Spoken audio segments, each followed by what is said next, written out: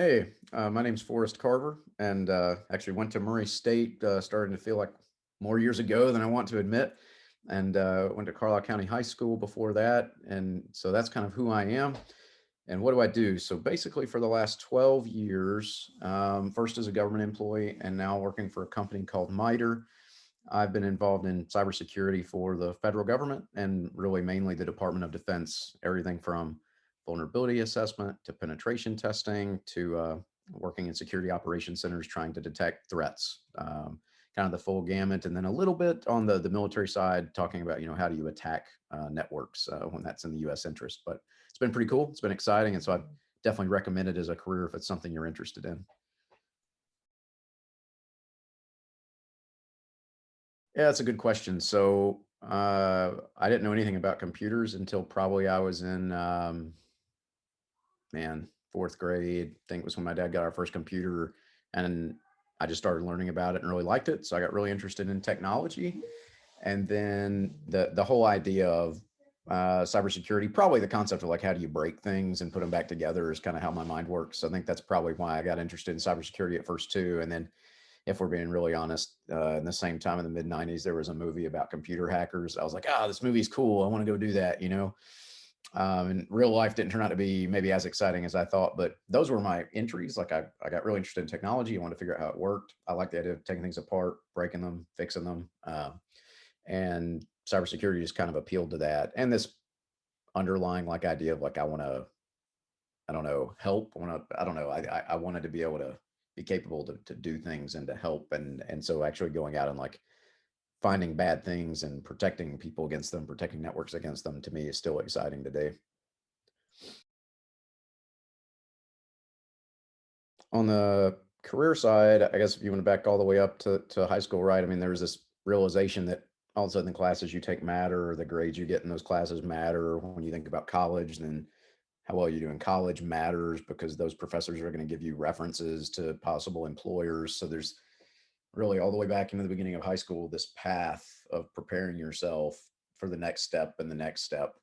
But so for me, I took like all the technology classes we had in high school, which weren't many, like programming in HTML, and maybe one other one.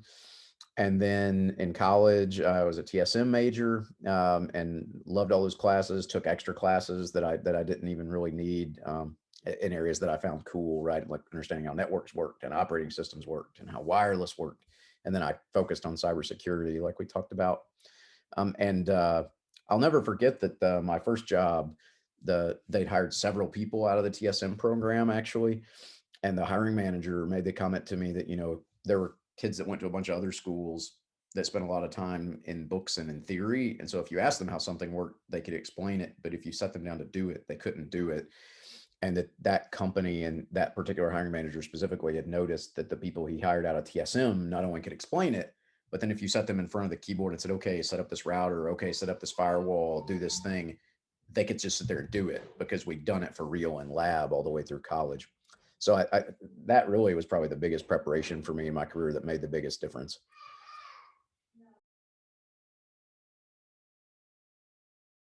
I mean, I recommend it. I still love it every day. I think the biggest difference between cyber and then there's people at my company that work, for example, like in physics and nuclear physics. Well, in nuclear physics, the rules haven't changed. Like if you had a physics degree from the 80s, the rules of physics are the same today that they were back then, and math hasn't really changed either. But in IT, really in cyber, every day is different. Technology changes, so the way that you secure it changes, the way people attack it changes, the way you detect those bad guys change, excuse me. And so, really, if you're into this concept of like lifelong learning and never getting bored, it's pretty exciting. And if any of those things appeal to you, right, like securing stuff, detecting bad guys, blocking bad guys, maybe even the idea of figuring out how to find vulnerabilities and break them, right? You can do that as a good guy where you go out and find those problems and then help companies fix them before real bad guys come in and do the same thing. So I think it's really exciting. And again, it's a reason to just keep learning. Some days that's frustrating because you're like, I just figured this out, and then technology completely changed and I have to learn it all over again.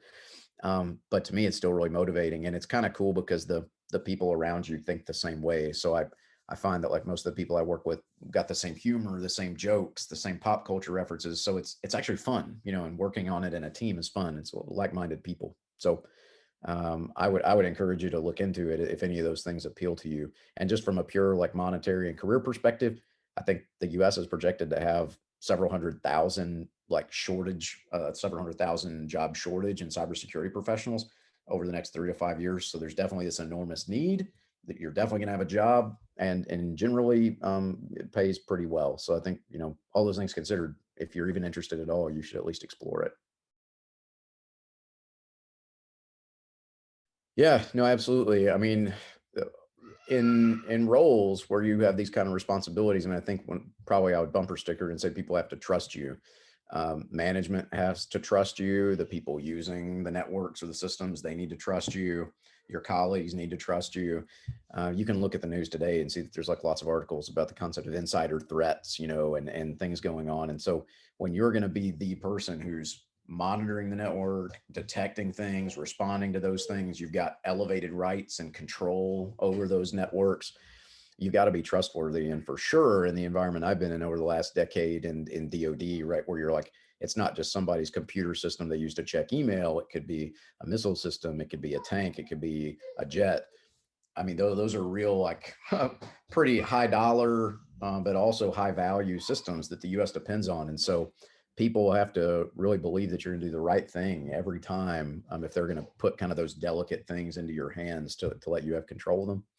And so I would just say, like, yeah, being honest all the time, having integrity. People have to know you're going to do the right thing, whether someone's watching you or they're not, and they've got to know that you're telling the truth. And that's both in your personal life but certainly in professional life. And unfortunately, all it takes is like one or two mistakes, and that concept of trust that underlies everything else, it's gone, and it's really hard to get back. So I'll just say, as you're going into becoming an adult, and whether that's in college or you're beginning to start a career, understanding that people have to trust you is the foundation of everything else. Takes a lot of time to build, and less than 30 seconds to destroy, unfortunately.